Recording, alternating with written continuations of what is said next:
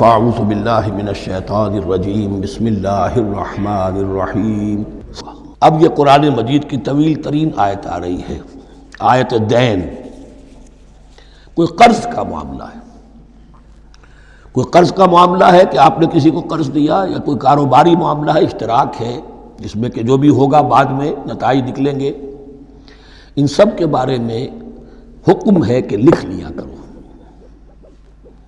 ہم کیا کرتے ہیں قرض دیتے ہوئے، اب دوست ہے، بھائی ہے، عزیز ہے، کیا لکھوانا، اس سے کیا کہے گا، اعتماد نہیں ہے۔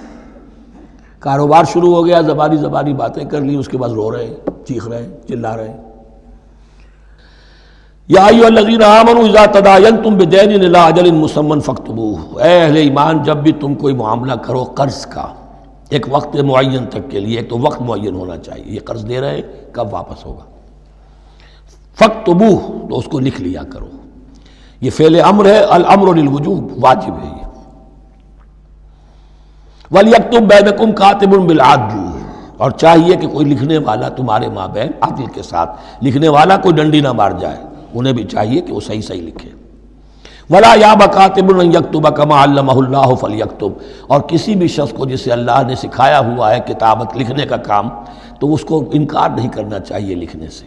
اللہ نے اسے یہ علم دیا ہے، اسے چاہیے کہ لکھ دے، اس لیے کہ اس معاشرے میں پڑھے لکھے لوگ تو بہت کم ہوتے تھے۔ اب بھی یہ ہوتا ہے، عرائض نویس وغیرہ ہوتے ہیں، وثیقہ نویس ہوتے ہیں، پیسے دے کے ان کو جو لکھواتے ہیں، لیکن اگر کوئی وثیقہ نویس جو ہے بے ایمانی کرے اور لکھنے میں کوئی کمی کر جائے تو جس کے اوپر ذمہ داری ہے اسے نقصان پہنچ جائے گا۔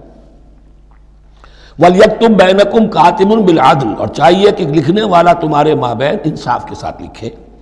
وَلَا يَأْبَ كَاتِبٌ أَن يَكْتُبَ كَمَا عَلَّمَهُ اللَّهُ فَلْيَكْتُبْ، اور نہ انکار کرے کوئی لکھنے والا اس سے کہ وہ لکھے جیسے اللہ نے اسے سکھایا ہے، تو لکھنا چاہیے۔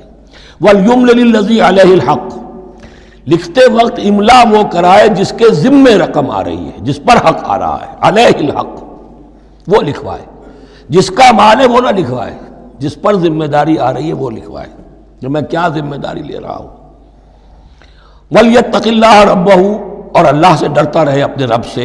وَلَا يَبْخَسْ مِنْهُ شَيْئًا، اور لکھوانے میں اس میں سے کوئی شے کم نہ کر دے۔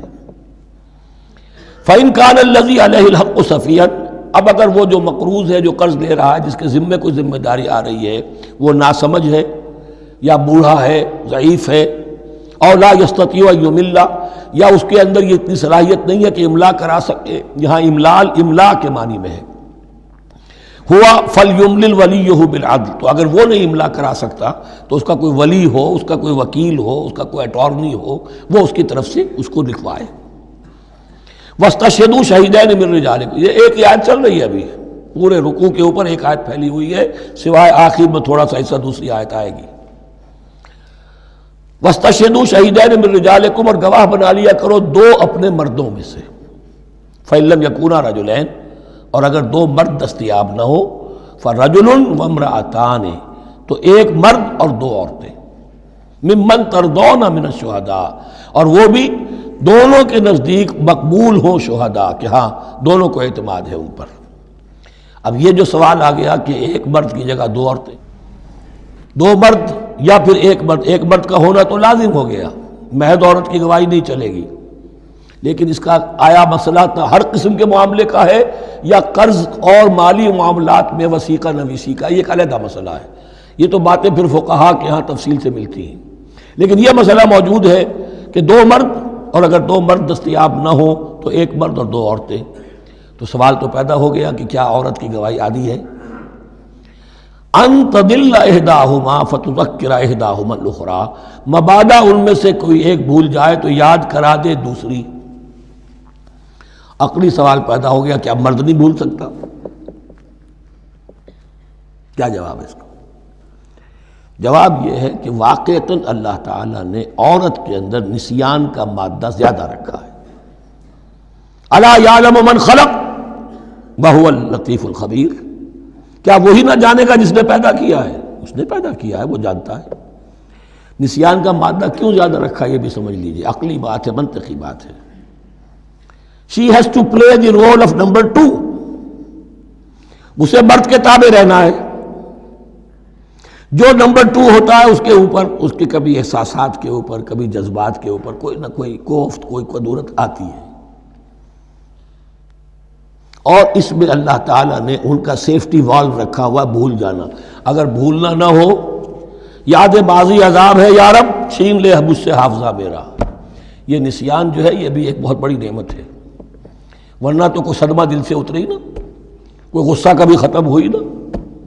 تو بھولنے کا معاملہ یہ سیفٹی ویلو اللہ نے عورت میں زیادہ رکھا ہے، اس لیے کہ اسے مرد کے تابع ہو کر رہنا ہے، اور جب تابع ہو کر رہنا ہے تو اسے زیادہ اس کے احساسات پہ، جذبات پر زیادہ مواقع آئیں گے کہ اس کو کچھ زک پہنچے.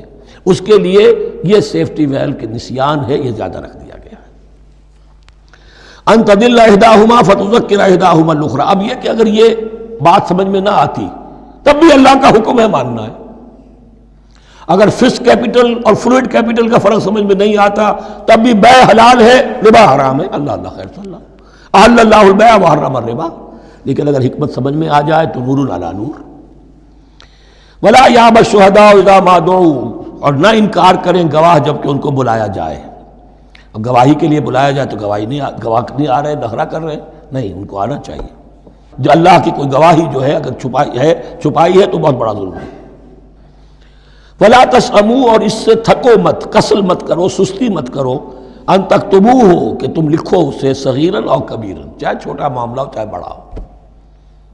الی اجلہ ہی، وقت معین کے لیے. اتنا قرض دے رہا ہوں، اتنے وقت میں آپ نے مجھے لوٹانا ہے.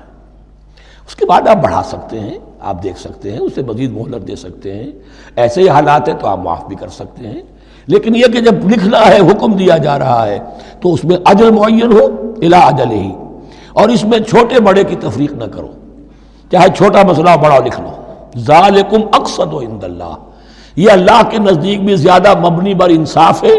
واقوم للشہادہ. اور گواہی کے لیے زیادہ قوی ہوگا اور زیادہ درست ہوگا. لکھی ہوئی شے ہوگی تو اب معاملہ جو ہے بہت واضح رہے گا، ورنہ زبانی یادداشت کے اندر کہیں کہیں جو ہے تعبیر ہی میں فرق ہو جاتا. وعدنا اللہ ترتابوا. اور یہ اس کے بہت قریب ہے کہ تم بھولو گے نہیں. الا ان تکون تجارۃ حاضرۃ تدیرونھا. الا یہ کہ کوئی لین دین ہو، تجارت ہو جو حاضر ہوتی ہے دست بدست. آپ نے سودا دیا، اس نے پیسے دے دیے. اب کیش بھی وہ دے دیجئے یا آپ دینا چاہیں تو، ورنہ یہ شریعت میں لازم نہیں ہے. اگر ایسا دست بدست کا معاملہ ہے تو پھر یہ ہے کہ وہ تو ہو گیا ایکسچینج. وہ مال جو ہے دکاندار نے مال دیا، آپ نے پیسے دے دیے، اس کے لکھنے کی ضرورت نہیں ہے. الا ان تکون تجارۃ حاضرۃ تدیرونھا بینکم. تو اگر وہ تجارت ہو کہ نقد تمہاری چلتی ہے، آپس میں لین دین ہو رہا ہے، فلیس علیکم جناح الا تکتبوھا. تو کوئی حرج نہیں ہے تم پر کہ اسے نہ لکھو. واشہدوا اذا تبایعتم. اور گواہ بنا لیا کرو جب کوئی مستقبل کا سودا کرو. یہ بیع سلم جو ہوتی ہے یہ مستقبل کا سودا ہے، قرض کا سودا ہے. بیع سلم بھی ایک طرح کا قرض ہے. آج آپ طے کرتے ہیں کسی شخص سے، کسی کاشتکار سے، زمیندار سے کہ اگلا موسم جو آئے گا فصل کا، گیہوں کی فصل کا، تو اتنے روپے من کے حساب سے 500 من گندم میں آپ سے لوں گا. یہ بیع سلم کہلاتی ہے، اور اس میں لازم ہے کہ پوری قیمت ابھی ادا کر دیں.